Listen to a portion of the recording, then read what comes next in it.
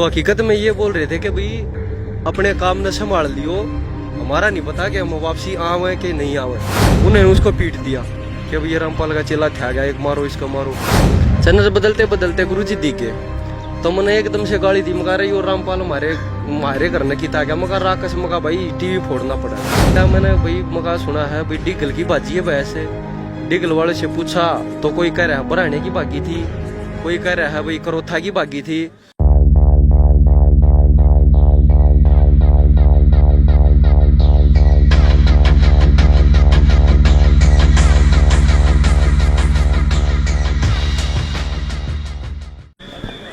क्या नाम है सर? जय किशन दास अम्मी जी, कहाँ से हो? गांव बराना, जिला झज्जर, हरियाणा। संत रामपाल जी के विषय में क्या कहना चाहोगे? सर जी, संत रामपाल जी महाराज के विषय में मैं क्या कहना चाहूँ, मैं एक बहुत बुरा इंसान था जो मैं आर्य समाजियों के बहकावे में आकर गुरु जी को बहुत अच्छा बुरा बोलता था। और जो 2013 में जो कांड हुआ था बरवाड़ा, करोथा कांड जो हुआ था 2013 में, मैं जो है अपने गांव से हम पूरे गांव के लोग इकट्ठा हो गए और ढोल बजा बजा के गांव इकट्ठा किया था कि भाई चलो रामपाल का लठ मार खावांगे भाई वो जो है। और मैं भी भगत जी जो समाज से सुनता था, आर्य समाजियों से पर्चे भी बांटते थे, उनसे सुनता था भी वहाँ पे बहुत गलत काम होता है, वहाँ पे मतलब जो है बहन बेटियों को भी गलत तरीके से यूज किया जाता है। तो मैं सोचा सर जी मगा भैया तो एक बुराई है हमारे एरिया में, इसको मिटाना चाहिए। देखो भगत जी, मैं अपनी ओर से ठीक था कि भाई ये यहाँ पे इतना गलत काम जो हो रहा है तो समाज का साथ देना जरूरी है और ये बुराई यहाँ से ख़त्म करनी है। तो भगत जी हम वहाँ से चले, गांव से पूरा गांव ढोल बजाता हुआ चला भाई, और हम सबसे आगे थे। और डिगल में से ये भी बोलते जा रहे थे, जब रोड के ऊपर से जा रहे थे औरतें निकल के आ रही थी देखने के लिए क्या हो रहा है क्या हो रहा है। तो हकीकत में ये बोल रहे थे कि भाई अपने काम न संभाल लियो, हमारा नहीं पता कि हम वापसी आवे कि नहीं आवे। मतलब मरने के लिए तैयार थे, बिल्कुल जान देने के लिए तैयार कि भाई ये यहाँ से रामपाल को हटाना है, चाहे जान जाओ चाहे कुछ भी हो। तो भगत जी डिगल में जा लिए, जब कुछ डिगल वासी भी हमारे साथ हो लिए जत्थे में कि भाई चलो भाई जब बराना ही पूरा उठ के आ गया तुम पीछे क्यों रहो। तो उधर से गोची गांव के उठ के आ गए। तो भगत जी हम जैसे ही टूल टैक्स पार किया तो मिलिट्री इतनी ज़्यादा खड़ी थी कि भाई हम वहाँ पे जा नहीं पाए। तो खेतों में चले गए, खेतों में पूरा दिन भूखे प्यासे बैठे रहे। हालांकि हमने किसी का हाथ नहीं लगाने पाए, किसी भगत का हमने कुछ किया नहीं। दूर से ही बोल रहे थे कि भाई नाश कर देंगे, ऐसे कर देंगे। और भक्तों को देख भी रहे थे हम दूर से कि भाई हाथ जोड़ते आ रहे हैं और भाई बसों में बैठ रहे हैं। फिर भी सोचे यार भाई ठीक है, जो कुछ हो गया होगा, अपना शाम को वापसी आने लगे। तो हमारे गांव का ही, हमारे पड़ोस का ये भगत था, तो वो डिगल बस स्टैंड पे मिल गया। मैं थोड़ा पीछे रह रहा था, जो हमारे साथ थे बंदे, हमारे बिल्कुल रिलेटिव जो साथ में गए हुए थे, उन्होंने उसको पीट दिया कि अब ये रामपाल का चेला था गया, एक मारो इसको मारो। तो पीट दिया भगत जी। हालांकि वो बहुत अच्छा लड़का नेचर का है। फिर मेरा दुख सा भी आया, मैं कहा यार लड़का तो सीधा था, गलत पीट दिया। वहाँ कुछ भी था यार, अब था अपने गाँव का ही। तो भगत जी फिर मैंने 2014 में गोरड गांव में पुस्तक सेवा हो रही थी, 2013 की बात है शायद, 2013 गोरड गांव में पुस्तक सेवा हो रही थी। तो ज्ञान गंगा पुस्तक लेके घूम रहे थे भगत जी। मैंने सोचा भाई ले 10 रुपये की तो है, कितनी मोटी किताब देने लग रहे। मैंने भगत जी वहाँ आने के उसका एक पेज पढ़ा, मैंने बहुत अच्छी लगी। मैं कहा यार ज्ञान तो एक नंबर का है। मैंने उसका पेज मोड़ दिया भगत जी, पेज मोड़ कर रख दिया। मैं उसको नहीं पढ़ने पाया, बिल्कुल भी नहीं, उठाने का टाइम ही नहीं लगा।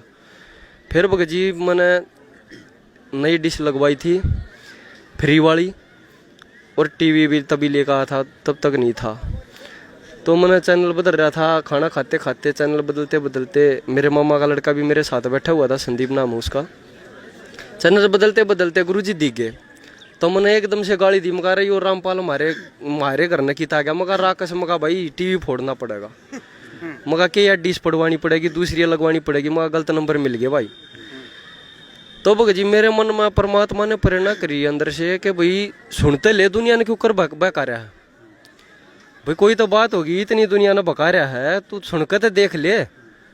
फिर भगत जी उस दिन वो 7:40 पे आता था जब सत्संग, 8:40 तक, तो मैं लगभग 8:30 बजे देखने लगा था। तो मैंने उस दिन 10 मिनट का देखा। भगत जी गीता पढ़ा रहे थे गुरु जी के भाई 7 में देगा 12 से 15 श्लोक, रजगुण ब्रह्मा सतगुण विष्णु तमगुण शिव जी की भक्ति करने वाले राक्षस स्वभाव को धारण किए वे मनुष्य में नीच दूषित कर्म करने वाले मूढ़ गवार लोग होते हैं। और मन ने 9 साल हनुमान का व्रती रहते हो लिए भगत जी। और कावड़ भी लिया है मैं, 3 कावड़ भी लेकर डाक कावड़।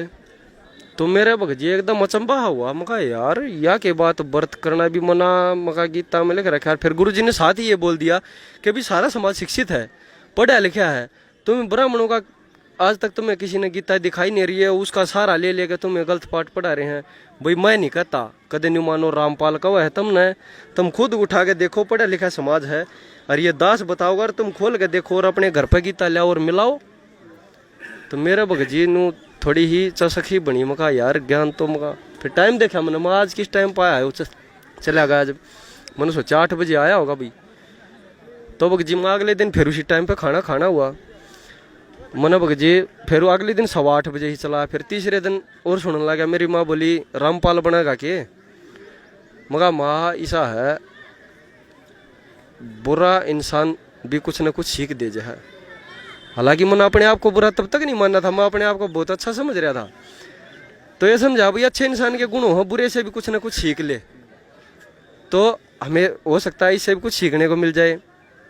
तो भगत जी मैंने 1 हफ्ता सत्संग सुना गुरु जी का। सत्संग सुना मैंने, प्रमाण देखे, गीता देखी, परमात्मा ने चारों वेद सब कुछ उठा के दिखा दिया। मैंने भगत जी, हाँ मैंने भगत जी माथा टेक दिया चरना में, मगा गुरु जी आज तू मेरा भगवान और मैं तेरा बालक, धरती इधर से उधर हो जाएगी, मैं अब डगमग नहीं हूँगा चाहे कुछ भी हो। तो भगत जी मैंने 10 महीने तक सत्संग सुना गुरु जी का। 10 महीने के बाद चषक बन गई, मैंने अरदास लगाई आश्रम में परमात्मा निकालने का टाइम दो। उसी दौरान मेरे को गुरु जी ने एक प्राइवेट नौकरी भी दिलवा दी थी, और आज सरकारी शायद कम पड़ जाएगी उसके बराबर, परमात्मा ने उसी नौकरी पर लगा हुआ तब से। तो भगत जी मालिक चीज़ बताइए, आप आर्य समाजी थे, कट्टर आर्य समाजी थे, आपने करोथा आश्रम पे आक्रमण करने भी गए थे आप, फिर ऐसा क्या आपको बहकाया गया था आर्य समाज के द्वारा, क्या फैला, क्योंकि आज भी लोग भ्रमित हैं, तो किन बातों को लेकर भ्रमित हैं संत रामपाल जी के लेके? भगत जी देखो, हमारे एरिया में एक बात चली हुई है कि भाई वहाँ पे जो है भैंस ने प्रसाद खाया और भैंस आश्रम में भागी, कि कोई लेडीज आश्रम में गई हुई थी, तो उधर उसने वो प्रसाद खुद तो खाया नहीं, भैंस को डाल दिया, भैंस भागी। तो भगत जी मैंने इस तय तक भी गया, मैंने भाई मगा सुना है भाई डिगल की भाजी है भैंस। डिगल वाले से पूछा तो कोई कह रहा है बराने की भागी थी, कोई कह रहा है भाई करोथा की भागी थी। तो मगा भाई वो ऐसा इंसान तो मशहूर हो जाता है, भाई जिसकी बाजी है वो सभी बोलते हैं इसकी बागी, लेकिन वो अपना आदमी आज तक ऐसा कोई नहीं मिला कि भाई उसकी भैंस बागी है। ठीक है, मैंने तब से विचार लगाया, मैंने भाई मगा भाई ठीक है, ये समाज दुनिया ही बहकाए हुए में हम गलत आए हुए थे।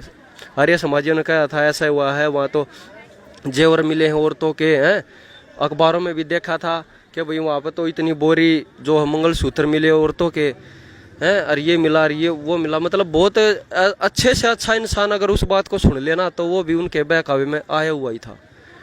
लेकिन भगत जी मैंने जब तय तक गया, ज्ञान सुना भगवान का, जब परमात्मा ने दया की, और मेरे को एक दिन जब भगवान ने मेरे को नाम लेने के लिए बुलाया था, तो उस दिन दोपहर में मैं सो रहा था, मेरे को दर्शन दिए परमात्मा ने और बोला बेटा कल आ जा नाम लेने के लिए। तो मेरी एकदम से आँख खुल गई, मैं कहा यार कल तो दिल्ली का चक्कर है, गाड़ी लेके जानी है सुबह सुबह, और मैं कहा दोपहर को 2-3 बजे आ जाएगा, और बरवाड़ा दूर है यहाँ से, कैसे जाया जाएगा। तो परमात्मा ने वो भी मेरी समस्या हल की। शाम को 5 बजे मेरे पास फ़ोन आ गया था कंपनी से कि भाई कल गाड़ी नहीं लेके जानी है। तो परमात्मा ने दया की और मैं नाम लेने के लिए गुरुजी को मैंने बताया, गुरुजी मैं ऐसा हूँ। गुरुजी ने बोला कोई बात नहीं बेटा, ये सारा समाज ही ऐसा है, नाम ले और परमात्मा की दया से मौज कर, तेरा कोई कुछ नहीं कर सकता। बंदी छोड़ सद्गुरु रामपाल जी महाराज की जय हो।